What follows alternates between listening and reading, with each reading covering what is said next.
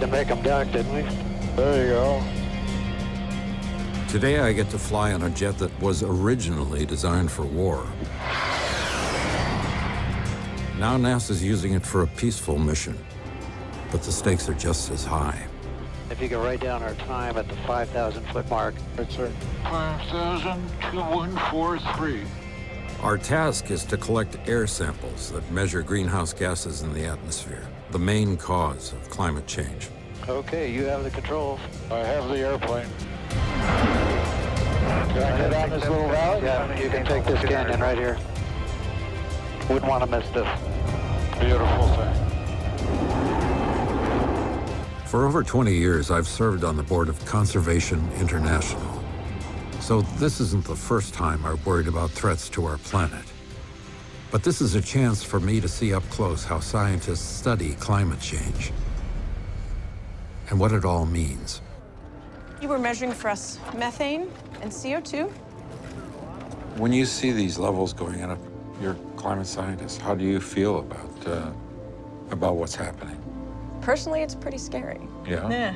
The world is going to be suffering in a lot of ways from this physical reality for a long time to come.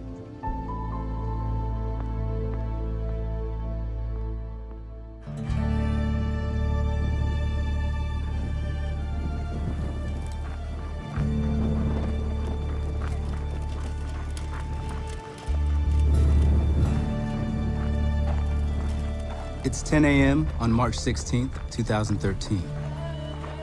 This has become a weekly ritual. Each Saturday, these people walk the 4 miles around the Cargill meatpacking plant on the edge of town. They're praying for rain and for the plant to reopen. 6 weeks ago, it closed, and overnight, 10% of the area's entire workforce was laid off. It shut down because of a 3-year drought that devastated the cattle herd here in Texas. And without cows, you can't run a meatpacking plant. Father, we pray for the situation in Cargill, my God. Because as you bring the moisture, as you bring the rain, conditions will change, my God. Because it's your rain, it's your spirit that... In a lot of the country, something like a drought is seen as an act of God or part of a natural cycle. But where I live, in Los Angeles, it seems like any kind of extreme weather gets blamed on climate change. Sometimes it feels like we live in 2 different countries. I want to know what the truth is about this drought. Get that. And if it's possible for these 2 sides to talk to each other. So I'm heading to Texas to find out.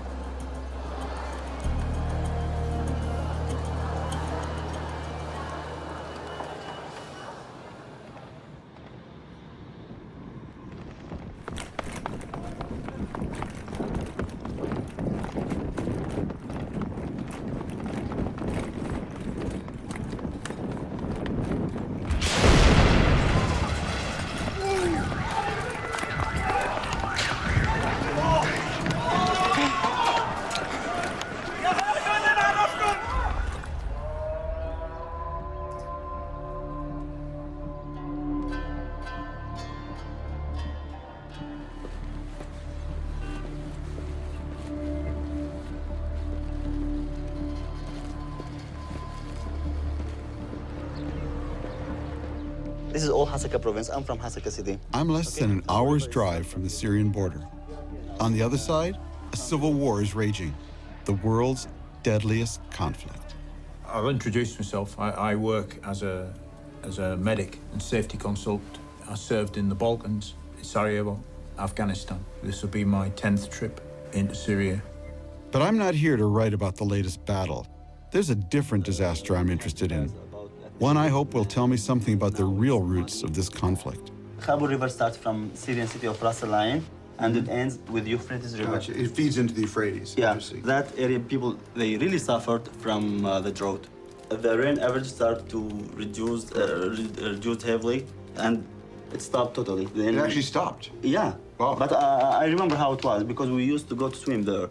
Huh. Yeah, and then not anymore. 4 years before the Civil War started, Syria was hit by a drought that lasted until just before the revolution. A drought so devastating that it altered the lives of millions of Syrians. There's a man on the other side of that border who can tell me about it. I just have to get there. The nearest Syrian army troops? Here. Nobody really knows we're coming. Is that correct? Yeah. Yeah.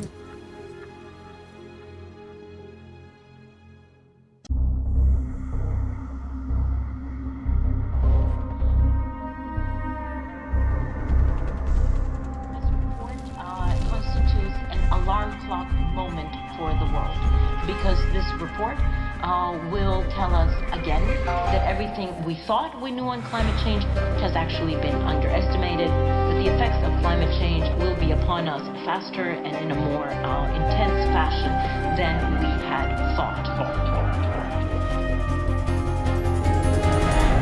We all know that human activities are changing the atmosphere in unexpected and in unprecedented ways. And that the greenhouse effect has been detected, and it is changing our climate now. The atmosphere and ocean have warmed. The amounts of snow and ice have diminished. Sea level has risen, and the concentrations of greenhouse gases have... There is no more fire season. We have wildfires all year round. Climate change, extreme weather, a wake of massive destruction, all of what we will, and our vulnerability to it. Unthinkable in the devastation. Where 12 years of drought has left the landscape bone dry. We got any patriots in the crowd? A new scientific report has determined the last decade was the warmest on record. Our world is changing faster and more dramatically than ever before. To find words, we may have ratified our own doom.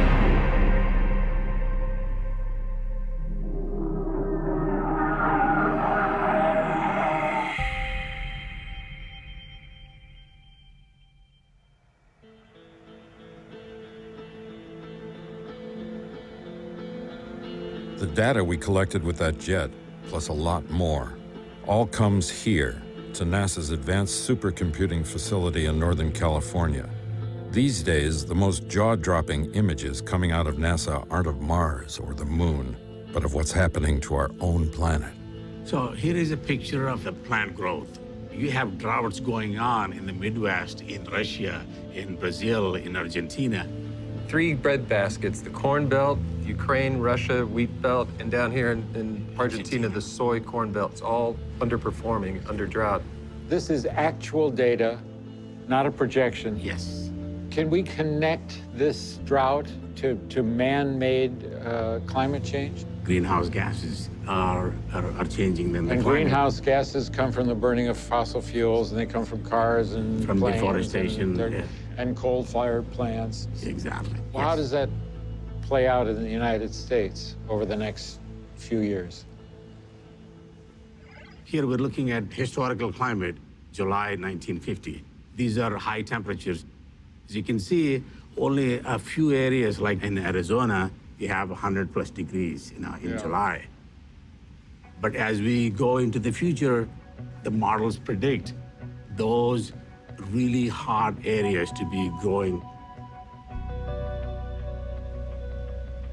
So you can see how the high temperatures are spreading across the country. And imagine the impact of those temperatures where we produce food. Wow. Imagine, Harrison, that Fargo, North Dakota is like Phoenix. Those agricultural areas in the Midwest, they won't be. Degrees. These are conservative projections by the world's leading scientists. And one of the biggest causes of this is something astonishing. 20% of all the emissions come from deforestation each year. That's a big number. It turns out that deforestation accounts for about the same amount of emissions as cars, planes, in fact, all the transportation on the entire planet. That's because living trees breathe in and store carbon as they grow. But when they die, they release that carbon back into the atmosphere. More carbon in the air means more global warming.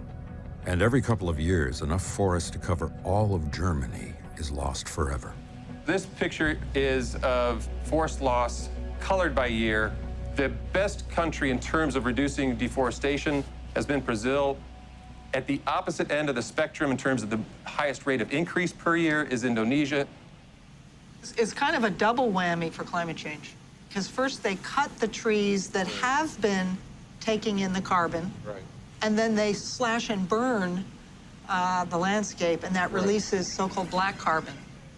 So much forest is being burned there that you can see the smoke from space. So is it legal to set these fires? No, under Indonesian law, it is illegal.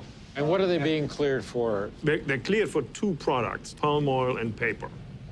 Everybody knows we cut down trees to make paper, but palm oil? Snack foods, cereals, cakes, processed foods, candy bars, cookies, Cheez-Its, Oreos, soaps, shampoos. It's pretty much on every aisle of most supermarkets. You'll find palm oil in there. Palm oil comes from the fruit of oil palm trees.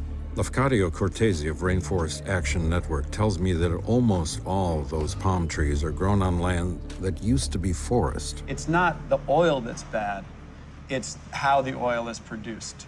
Companies need to find out where their palm oil is coming from, and they need to make a commitment. We're not going to contribute to climate change and deforestation, and then look at their supply chains and prove that. Lafcadio says demand for palm oil is growing faster than any other agricultural commodity. And in Indonesia, that means even more incentive to destroy forests. I'm going there to find out more.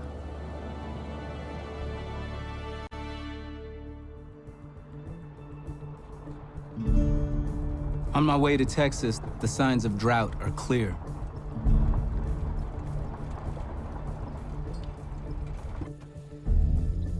Ranchers here were among the first to feel its effects. Good to see you. Yep. One of them, Monty Best, has been here his whole life. So this is one of your spots, right? This is one of my spots right here. How big of an expanse? There's 17,000 acres here on this ranch. 17,000. Yeah, this is where I started out right here.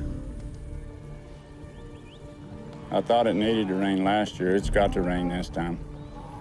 I thought it was just another dry spell and we'd be out of it, but it's more than a dry spell.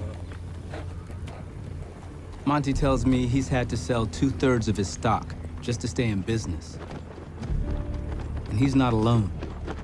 Across the border in Texas, where I'm headed, the cattle herd is at its lowest level in more than half a century, down by more than 2 million cows. Which is why that meatpacking plant in Plainview had to close.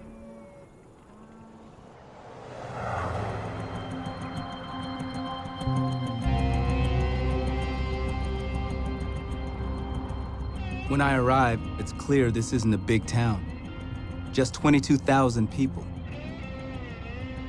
So I figure something that killed 2,300 jobs in a single day has got to be affecting just about everyone. What role did climate change play in the drought that led to all this? What do the people here think? I pay a visit to one of the laid-off workers, Nellie Montez. Hi. So this is where I grew up. I've lived here all my life. My kids were born and raised right here in this house. So this is my mom and dad's house. Mom and dad right Yeah. next door? Oh, that's nice.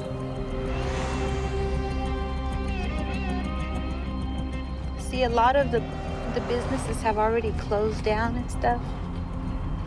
Did you ever see it coming? I mean, the plant No. closure. Cargill's the main source of income in Plainview. That can't happen.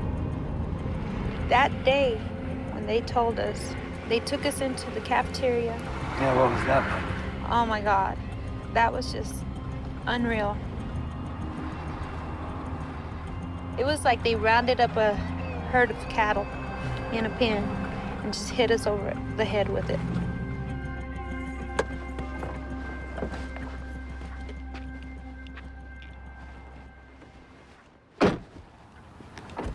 This is it. This is it. This is home, sweet home. Well, home away from home, right? I'm away from home. Nellie told me it was a good job. She saved enough money to buy a house, and for the first time in her life, wasn't living paycheck to paycheck. But when they told me it's over, I'm going like, what can I do? You know? Who's gonna hire a 46-year-old woman as a forklift driver? What do you think the reason was for the drought? I mean, do you attribute it to anything? Do you think about that? My only thought was, I think it's biblical. Biblical? I really do. Religion plays a big role in Plainview. There are over 70 churches in town, and I discovered that believing the drought is God's will or part of a natural cycle is common here. As I talk to more and more of the locals, it doesn't seem like anyone thinks humans could be affecting the climate. I think it's the cycle. Everything runs in 20-year cycles. There's only one man that knows how much rain we're going to get, and that's God, and he's not a scientist, so I'm not putting much faith in what they say. Genesis 9 says that there will always be seed time and harvest. And this business of these people saying that there's going to be a calamity in weather is not true. But what if it is true? What if global warming is the reason all these people here lost their jobs?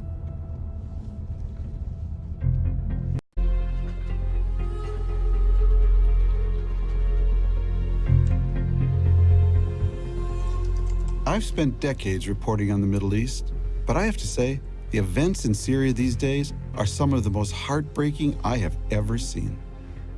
I thought I knew how it all started, with protests over government repression and widespread poverty in early 2011. Hi. Tom Friedman. Thanks for coming. Thank you. But then I met Farah Nassif, a young Syrian refugee living here in Washington, D.C. And she made me wonder if there might be a lot more to this story. They are talking about drought when I was young. I was 11 or something like this. She told me that before the Civil War, she had lived through another disaster. So is this year after year, less rain? Year after year, government doesn't try to help in any kind of way. And that the government's response made people so angry, they were eager to take to the streets. She said, I couldn't understand the Civil War if I didn't understand what happened in the drought. Most of farmers, they live to Damascus, to Homs. So they moved from the countryside to the city. To the city. They live in very poor area in Damascus. Like you can find 10 person in one room. Wow. If you notice that most of people in revolution, they are from countryside Really? of Syria. Later, I learned that this drought was the worst in Syria's modern history, and that it happened in the 4 years just before the revolution. Over 1 million people were displaced, and according to the United Nations, more than 2 million were forced into extreme poverty. It's really scary. And this drought was part of a trend. According to a study by the U.S. government's National Oceanic and Atmospheric Administration, over the last 40 years, climate change has caused the Mediterranean region to dry out, resulting in longer, more severe droughts. The places in red are getting the worst of it, and Syria is right at the epicenter. I also come across a confidential U.S. diplomatic cable written 2 years before the revolution. It contains some dire predictions. A UN official stationed in Syria feared the drought would throw the entire country into chaos. But can there really be a connection between a drought and a civil war?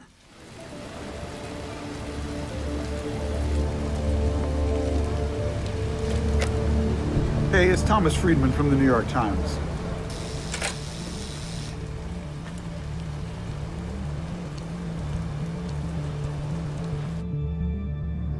Climate change is now well understood to be a major national security issue and a source of stress on a number of the underlying causes of conflict. Drought, floods, food shortages, water scarcity, all of these drive increased human insecurity, poverty, and can contribute to conflict. How much do you feel that stress in northern Syria, where you had this region afflicted by drought from 2006 to 2010, right on the eve of the revolution there, contributed to it?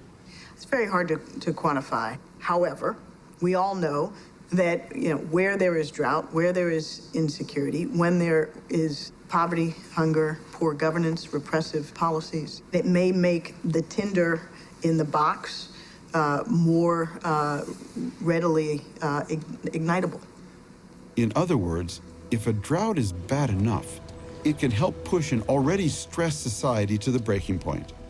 Is that what happened in Syria?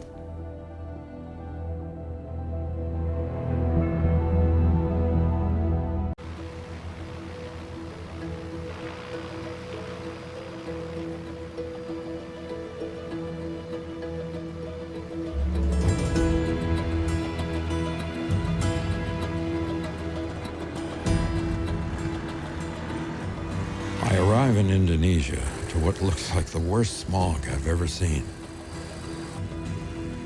But it's not smog.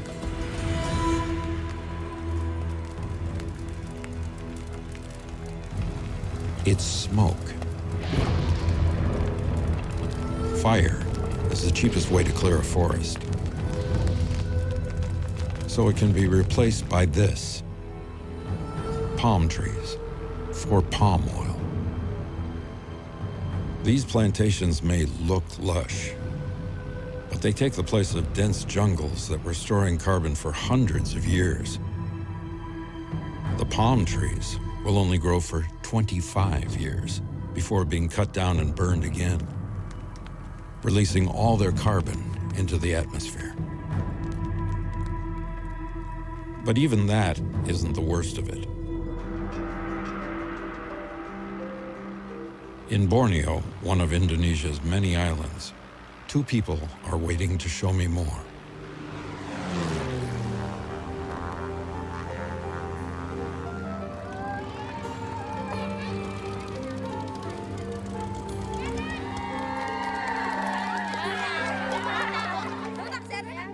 I'm met by Rizal Kusumadmaja.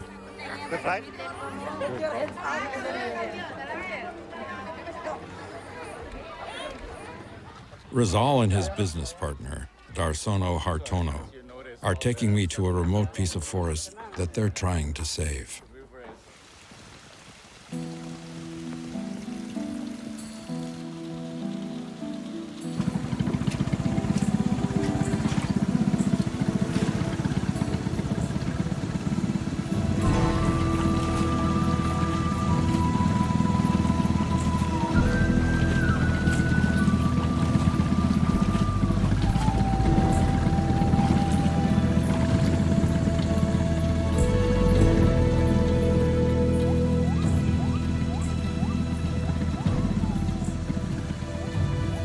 Also on this journey, my friend Russ Mittermeier, a distinguished primatologist and president of Conservation International, which has focused on climate change and deforestation for many years.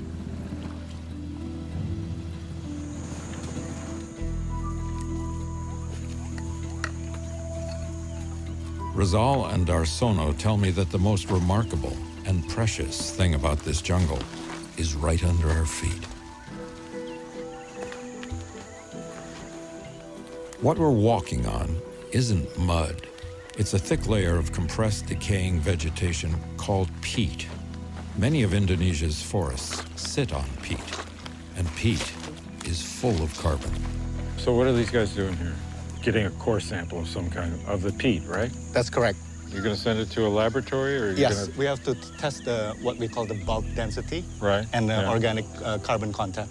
In a typical peat sampling, if you measure 1 meter by 1 meter and 1 meter, that's 1 cubic meter. It consists between 45 kilograms to 90 kilograms of carbon dioxide.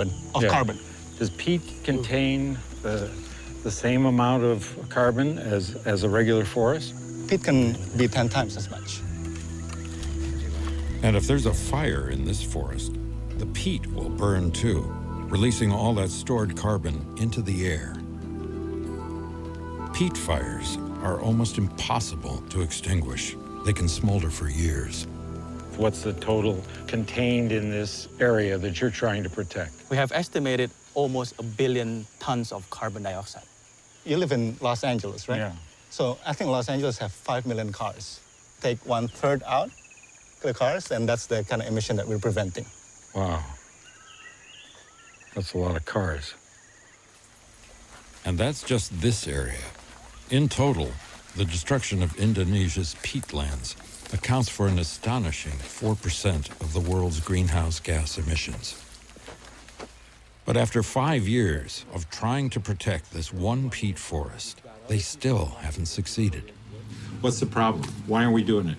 One of the biggest problems that we've been facing the past 5 years is to get the rights to the land, the lease of the land from the government. It's not being granted.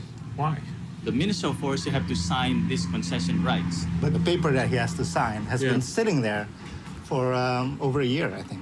Everybody knows that corruption is a problem in Indonesia. One of the big sources of corruption is actually the forestry sector, just because they hold a lot of land. We never heard directly from the minister in terms of what kinds of things that he wants from us. But we have heard from other people that because it is a big area, we have to give something up. Give something up. Give something up. In other words, they hear that officials in the Forest Ministry may be looking for a bribe. It's happened here in the past. I want to meet the minister in charge, but there's a lot more to see first.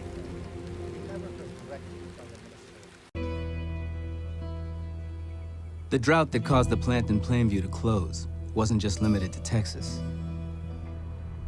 At its height, it covered 2/3 of the continental US. I was looking for someone who could help me understand what caused it. And I found her, one town over at Texas Tech University in Lubbock. Katharine Hayhoe is one of the top climate scientists in the world. She's written more than 60 peer-reviewed publications, and one of her specialties is drought. Here in West Texas, it's feast or famine. We have years when it's dry as a bone. We have years when it's record flooding. And that's just the way it's always been as far back as we go. So just to give an example, here in Lubbock, we only have about 9 or 10 days a year over 100 degrees on average. In 2011, we had almost 50 days over 100, and that is going to be the typical summer by the middle of the century if we continue on our current pathway. So what happens if you take that exact natural cycle of drought, wet, and you make it hotter? Well, when it's dry, all that extra temperature is going to cause even more water to evaporate. It's going to dry out the soil even more. So the average drought is going to become more severe as it gets warmer.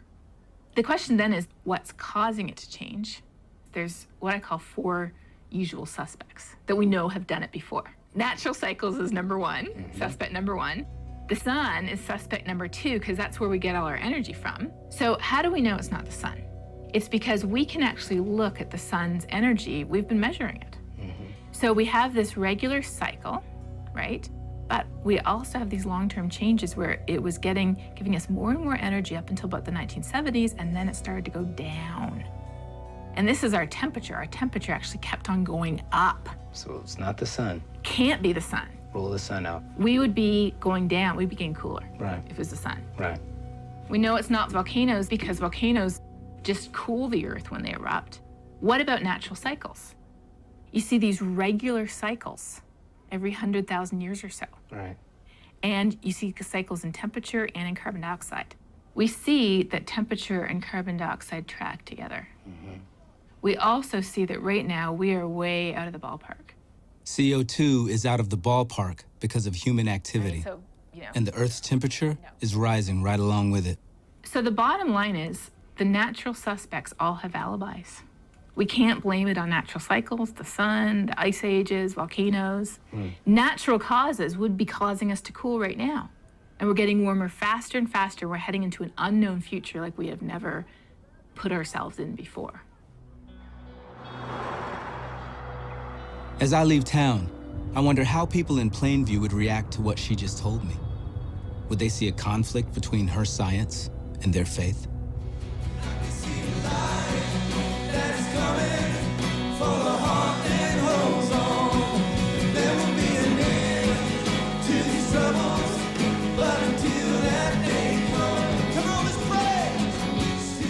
But Katharine doesn't see a conflict. Father, thank you for this morning. Just thank you for this breakfast. She's a devout Christian herself. Amen.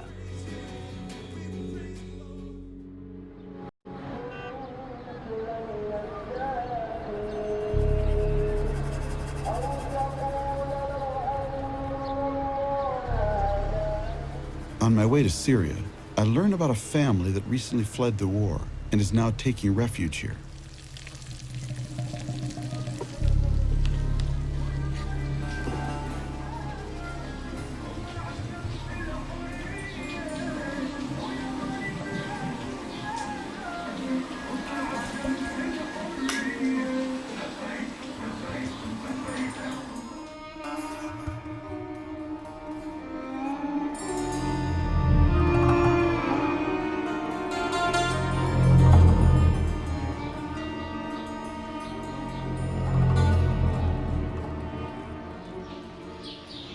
هاي مجموعتنا. هذا أخوي فراس.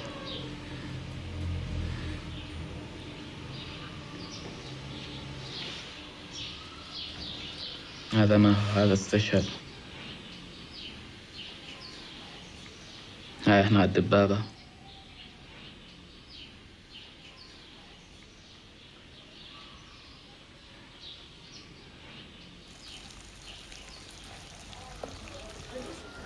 كان عندنا أراضي زراعية، كانت في يعني الأمطار كانت حيل زينة، يعني كانت أمطار سنوية حيل زينة تمطر علينا بمطر بهاي، وكانت الأراضي حيل مروية. بعدين فجأة صار فيها الجفاف هذا، أرض قحلة صارت ملحة. يعني شوفي، يعني قد ما أوصف لك ما راح تنوصف على هالشي هذا اللي شفناه. 17 سنة تقريبا. يعني إنه فقدنا الأرض، حولنا من عيشة لعيشة. Had you ever seen anything like that before? لا يعني ما يعني أنا إلي سنين يعني نزرع، وهاي بحياته ما مر علينا هالجفاف. هاي أول مرة يصير عندنا هالجفاف هذا، أول مرة. إحنا كنا قاعدين بالدوام وعم نحكي إنه في قحل وفي جفاف، لازم العالم، لازم الحكومة تساعد، بس ما حدا عم يستجيب. بالعكس اجوا اخذونا على التحقيق، وعلى الاساس يوم والثاني، وبالاخير اعتقلونا لمده شهرين. 2 months. They took you away for 2 months. ايه اعتقلونا لمده شهرين. أخذوا أمي اعتقلوها وحطوها بالسجن، يعني شيء صعب. وبعدين طلعنا على اساس انه ما حد يحكي نهائيا. مع اول صيحه الله اكبر احنا كلياتنا قمنا للثوره مباشرة. بعدين أنا كنت مرابطة، يعني من المرابطين بالثورة، بس من انصاب ابني محمد أخذته وطلعت فيه على لهون على تركيا. And what are your plans now? You want to go back and rejoin your comrades and continue the revolution? أكيد راجع وكمل مع الشيء اللي مشينا عليه بالأول، الشيء اللي حلفنا عليه من الأول.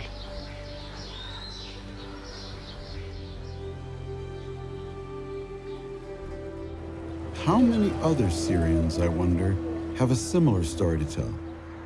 The answer is on the other side of that border. I'm told there's a rebel commander leading a group of failed farmers turned fighters. That's where I'm heading.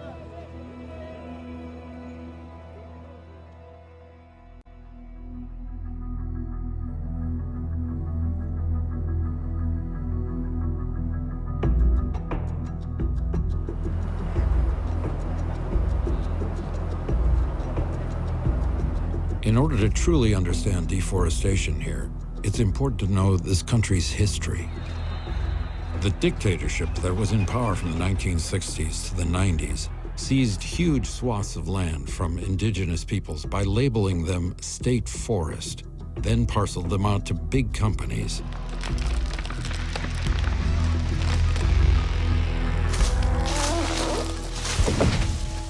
The companies leveled the forest. But then a few years ago, it seemed like things were taking a turn for the better. The country's president declared a moratorium on the destruction of all natural forests. By saving, regenerating, and sustainably managing forests, we are also doing our part in reducing global greenhouse gas emissions. But the cutting and burning continued. In fact, it accelerated. It seems as if the president's authority was limited. Perhaps there was too much money to be made.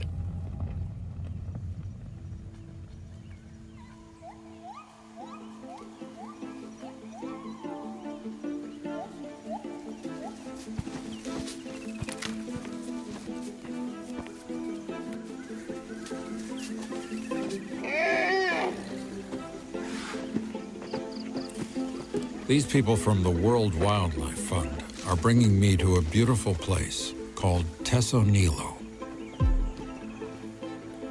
Conservation International and WWF worked for years to get it declared a national park. The government, specifically the forestry minister, would then be responsible for protecting it. But when it was named a park 10 years ago, that didn't stop the palm oil invasion. We realized that there was a huge elephant herd in this province that nobody was taking care of. There were conflicts with the oil palm companies and these elephants in the surrounding area. Yeah. So what do they do about the elephants? They poison them. We've found groups of up to 21 elephants dead. It's clear that what's happening to these elephants and this forest is deeply connected to our own future because of climate change. Extinction is happening and we are watching right here. There's nothing else in Sumatra left of this ecosystem. This is the last spot, and it's going. It's important to experience this paradise first, to appreciate what comes next, the destruction.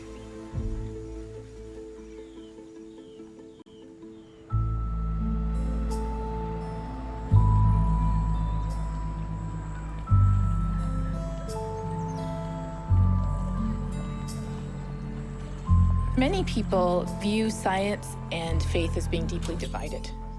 But for me, growing up with a dad who was a scientist, who was also a missionary, and who was very active in the church, I grew up with the understanding that there was no conflict.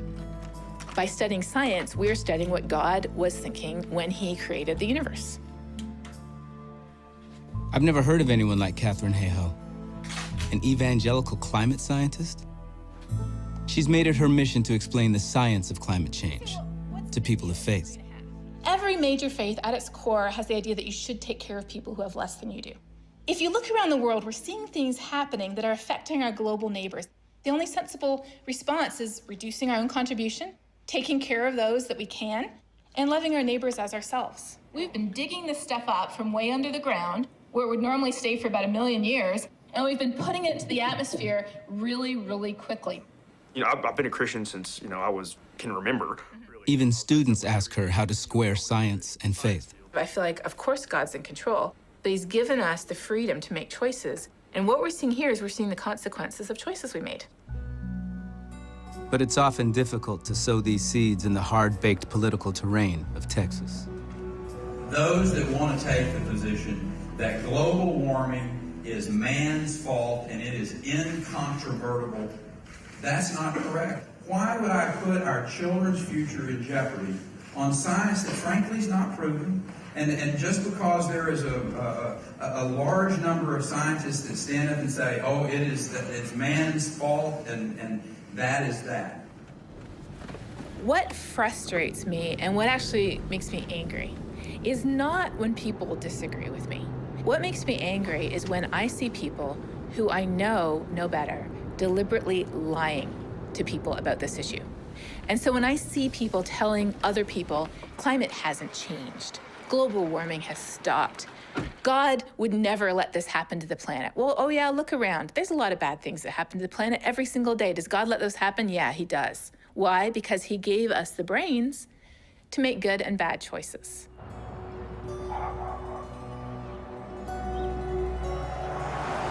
I believe that as long as you've got God there, he's going to guide you to the next step. So over the next couple of weeks, I started praying, and like that, instantly, I just felt peace. So to me, it felt like it was confirmation. That's good. So you're going to the next step with strength. That next step is leaving Plainview. There are just no jobs here. 3 months after the plant closed, Nellie moves in with her brother and his family in San Antonio.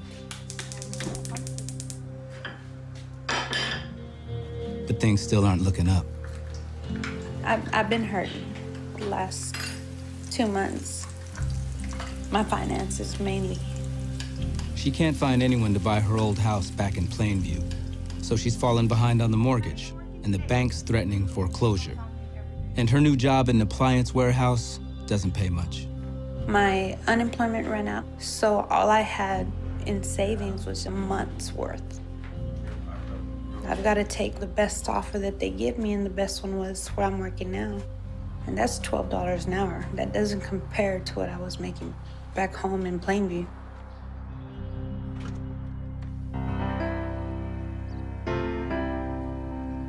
We pray for rain and we hope for rain because the reality is nothing grows without rain. God has set it up so that a sprinkle of rain falls on the soil, and from that soil comes up fruit, plants, vegetables, life. Catherine wants to introduce me to her first climate change convert. This water is the truth of the gospel, and that's why we're here this morning. Soak it in. It's this evangelical preacher, Drew Farley, who also happens to be her husband. It wasn't until after Drew and I got married that I actually realized that he didn't think climate change is real. And not only that, but that many of the people that I was getting to know in church didn't think it was real. A lot of my political opinions are Republican. I'm a Christian. I believe God created the world.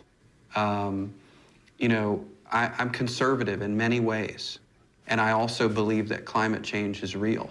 It seems like the same people that don't want to believe in that science believe in science when they need to take a pill, or believe in science when they, want something to work right in their house that's attributable to other smart people who put that together. But in this issue, it's got to be a part of something else. Unfortunately, it's gotten so, the politics and then the questions about God and then the climate change, it's all just become this ball of sound bites. Yeah. And people can't parse it out. Yeah. Yeah, and I guess that's really what it is that if you accept climate change, then I have to vote for Obama. Yeah. Or if I say it's not real, then I can stay with my political affiliation, I can stay with the church, and everything's all good, because really what most people want to do, I think, is avoid conflict. A thermometer is not Republican. A thermometer is not Democrat. The more time I spend here, the more I wonder, is there a way to discuss climate change without politics or religion getting in the way? Could this kind of discussion happen in Plainview?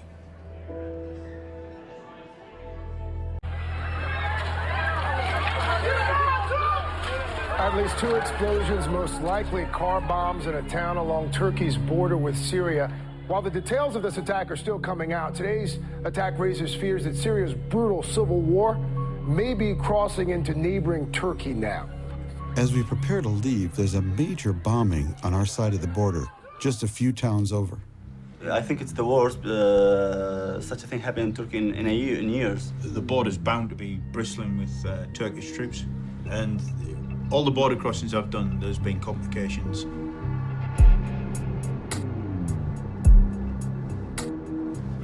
What's going on the other side of that border right now? What is it like? Now it's somehow more risky. After the last day in Rayhanli,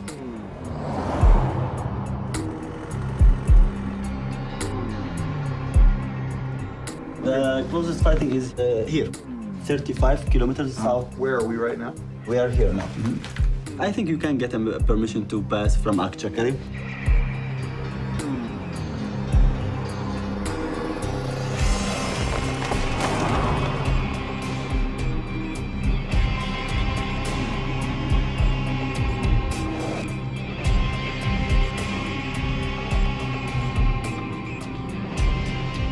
Secondary aim, I classify it as the secondary aim, is your job. The secondary aim. That's the secondary aim.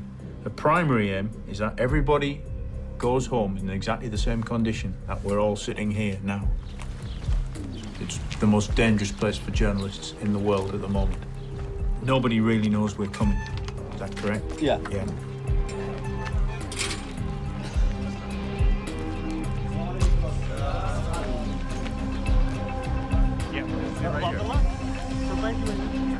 Zach.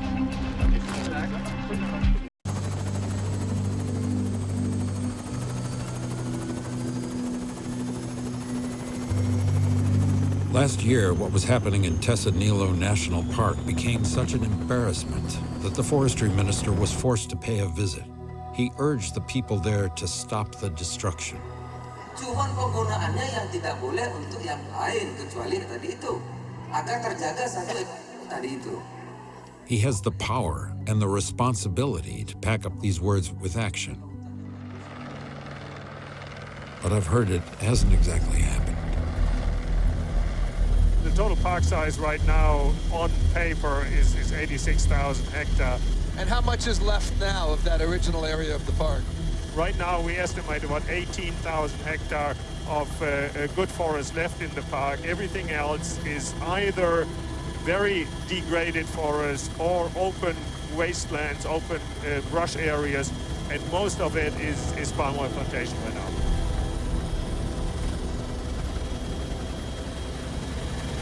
Isn't the forestry department responsible for policing this kind of activity? Yes, the Ministry of Forestry is in charge of doing all the law enforcement. What happens? Most of the time, nothing happens. If you look all around us now, we see all these patches of black soil all over the place, left, right, front, everywhere. It's all burn scars. They burned all the logs on the ground here. This is horrifying. Look at that. They just cut them at the base, dropped the trees, burned everything. Right. Wow. If Indonesia's forestry minister won't even protect a national park, what hope is there for the rest of the country's forests? They're still smoldering. The fire, the smoke is still coming up over there. The guys are already setting the seedlings into the fresh black soil. This makes a complete joke out of the concept of national park. It's really sad. 86,000 hectares, and it's hardly anything left. Good. This is unbelievable. Oh, I can't wait to see the Minister of Forestry. I can't wait.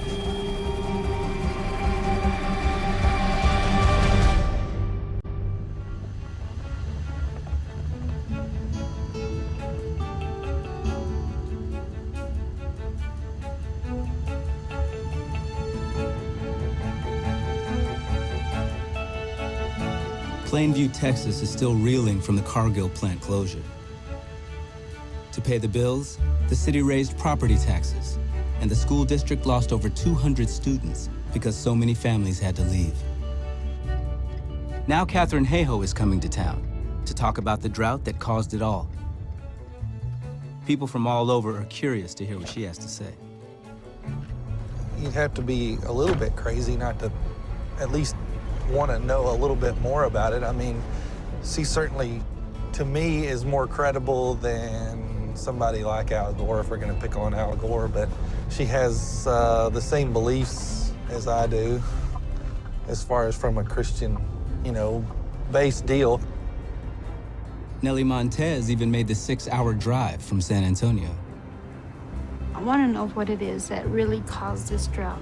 So when tomorrow or day after tomorrow, my kids say, well, what is that? What were they talking about? I have some kind of answers, because right now, nobody knows. Even my dad asked me, what's it about? I don't know what to tell him. So please join me in welcoming Dr. Katharine Hayhoe to the podium.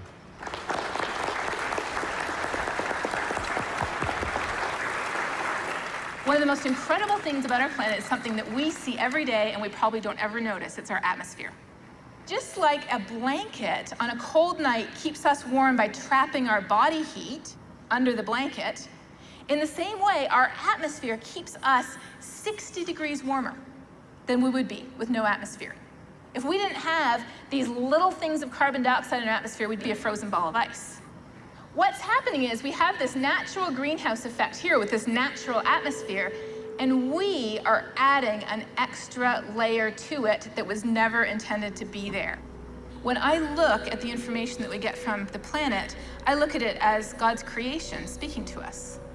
And in this case, there's no question that God's creation is telling us that it is running a fever. That's what. As I listen, I find myself wondering why faith and science always seem so far apart. Climate's changing because of what we're doing. There's no way around it. If there were more people like Catherine, Thank you. maybe they wouldn't have to be.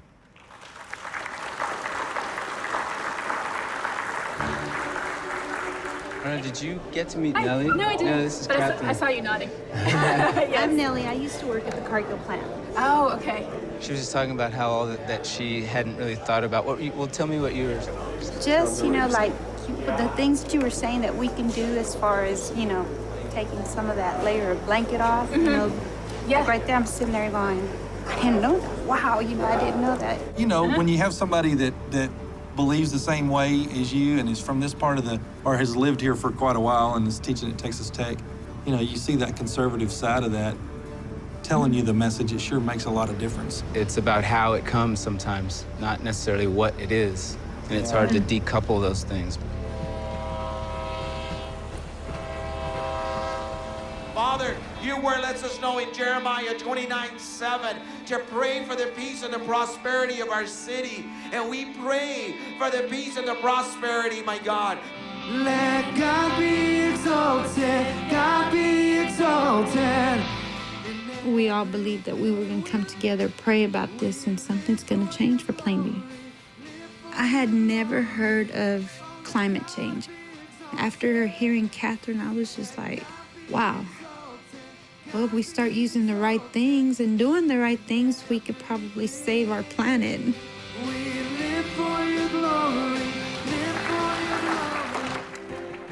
I naively thought that I would study climate science until we fixed the problem, and then I'd go back to astrophysics. That was a long time ago. It was urgent when I started studying this problem, and it's way more urgent today.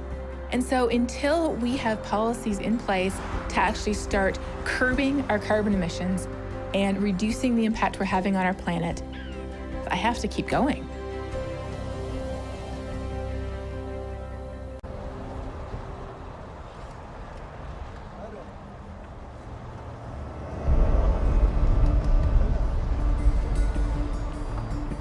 Once we cross the border, the signs of war are everywhere.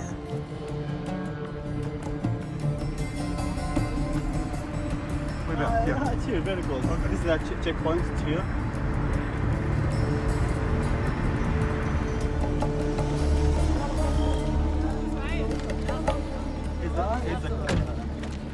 He's the commander, Ismail Hadan, Abu Khalil.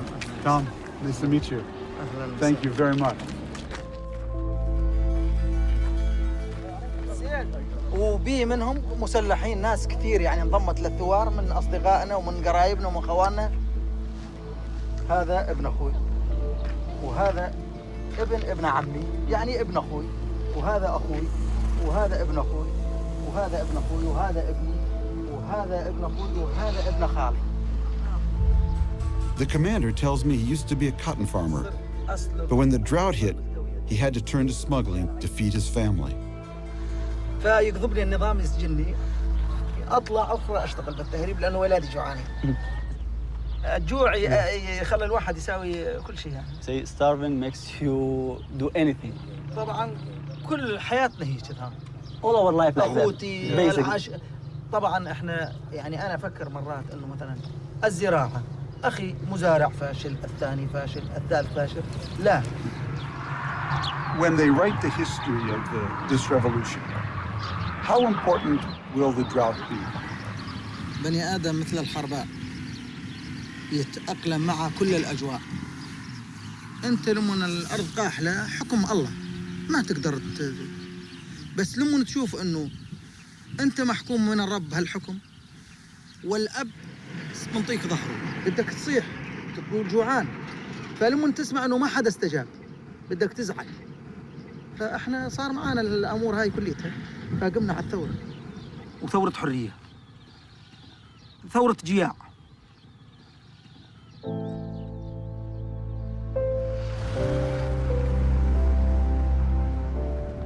After sharing a meal with the commander, it's time to turn back. It's dangerous to linger around here, even this close to the border. Later, I'll find out that this town was taken over by Al-Qaeda, and that 100 people were executed.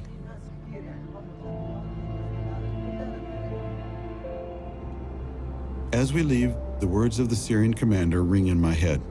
He called it a revolution of freedom and a revolution of the hungry. Droughts are nothing new. Neither are brutal dictators, religious conflicts, or people's desire for freedom.